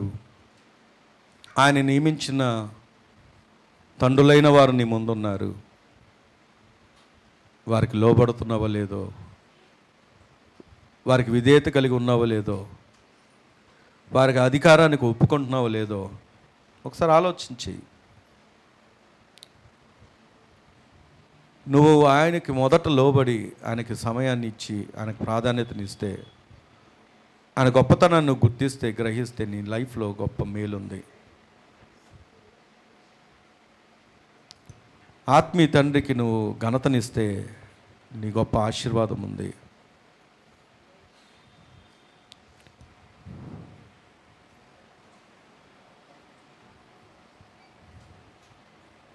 అలాగే నీ తండ్రి, నిన్ను కన్న తండ్రికి నువ్వు ఆధిక్యతనిస్తే గొప్ప ఆశీర్వాదం ఉంది. నువ్వు దీర్ఘాయుష్మంతుడగునట్లు నీ తల్లిదండ్రులను సన్మానింపుము అని దేవుని వాక్యం సెలవిస్తుంది. ఈరోజు ఆలోచన చేద్దాం.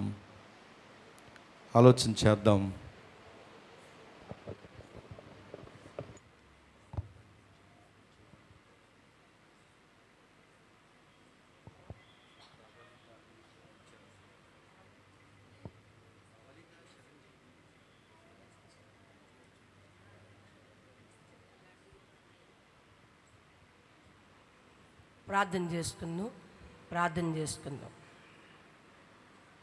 సర్వకృపానిధి మా తండ్రి, గరుడా గొప్ప దేవుడా, ప్రభువా, మీ గణనామానికి కృతజ్ఞతలు, వందనాలు, స్తోత్రాలు చెల్లిస్తాం. తండ్రి పాదరుడే దినమందు ఒక అద్భుతమైన సందేశాన్ని దైవజనులు నిలవబెట్టి, అయా తల్లిదండ్రులు బాధ్యత ఏంటో, పరమ తండ్రి మమ్మల్ని ఎలాగే ఏర్పాటు చేసుకున్నారు, ఒక అద్భుతమైన సందేశాన్ని మీరు ఇచ్చారు. అవును నాయన, పరలోకమందున్న మా పరమ తండ్రి, అయ్యా ఆత్మీయ తండ్రిని, నాయన భౌతిక తండ్రిని నియమించిన వాడు. తండ్రి అని పిలవబడడానికి నీ కృపే నాయన, నీ కృపే, నీ కృప. అయ్యా నీ పాదాలు కొందనాలు, స్తోత్రం. మొదట నాయన తండ్రి పరమ తండ్రికి లోబడేవారంగా, భయభక్తులు కలిగేవారంగా, ప్రార్థించేవారముగా నాయన నీ గద్దింపుకుని శిక్షణకు లోబడి, నాయన ఏ భార్యాభర్తలుగా, తల్లిదండ్రులుగా ఏ కుటుంబం నిలిచి ఉంటుందో వారు నాయన వారి బిడ్డలను సరైన క్రమశిక్షణలో, శిక్షణలో పెంచగలుగుతారని, ప్రార్థన యోధులుగా చేయబడతారని, దేవుని వాక్యమును భయభక్తులు కలిగి ఉంచగలుగుతారని నాయన ఒక ప్రత్యేకమైన మాటలు మీరు మాట్లాడించారు. అందును బట్టి మీ కృతజ్ఞతాస్తోత్ర. తండ్రి లేని వారు నాయన ఇకను సంపూర్ణతలో, పరిపూర్ణతలో, రక్షణ, పాపక్షమాపణ, పశ్చాత్తాప హృదయాలతో భౌతిక, నైతిక, ఆధ్యాత్మిక బలవంతులై నాయన బిడ్డల్ని శిక్షణలో నింపి, నాయన క్రమశిక్షణలో, డిసిప్లైన్లో ఎలా పెంచాలో తల్లిదండ్రులకి నాయన మీరు ఇంకా సంపూర్ణంగా అనుగ్రహించి, ఆత్మీయ తల్లిదండ్రులను ఎలా లోబడి ప్రేమించి నాయన వారు ఘనత కలిగిన వారిని ఎంచి విధేయత కలిగి వారు ఆశీర్వదించబడతారో అటు కృపని నాయన సంఘం అంతటికి దయచి. జీవం గల తండ్రి నాయన, అదిగో పిల్లలు నాయన తల్లిదండ్రులను సన్మానించేవారుగా, మరి గద్దింపుకు లోబడేవారుగా, మరి శిక్షను తునీకరించకుండా బాయితరానికి ప్రయోజకరమైన వారుగా, గొర్రెలుగా, గొప్పవారుగా, ఉన్నతులుగా నాయన అతి శ్రేష్ఠులుగా, విలువైన పాత్రలుగా వారు ఉండినట్లుగా నాయన అయ్యా పరమ తండ్రిని, నాయన తల్లిదండ్రులను, నాయన ఆత్మీయ తల్లిదండ్రులని గౌరవించి, ప్రేమించి, విధేయత చూపించిన పిల్లలు ఉండినట్లుగా నీ కృప దయచి. గొప్ప దేవుడా మీ పాదాలు కొందనాలు. నాయన ఎత్తబడిన వాక్యం మా హృదయాలు నీరు కట్టని ఫలింపు దయచి.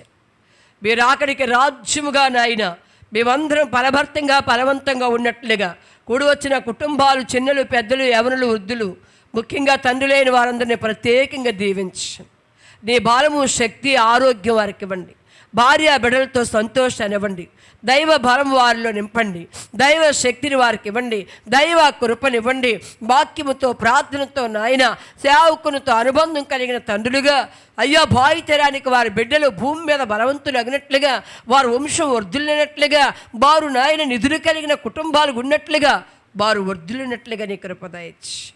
గొప్ప దేవుడా నీ పాదాలు కొందనాలు చెల్లిస్తూ సంఘమంతటిని మీ బావులకు అప్పగించుకుంటూ నజరేయుడైన యేసు ప్రభువు నామములో అడిగి వేడుకొని పొందున్నాం పరమ తండ్రి. ఆమేన్.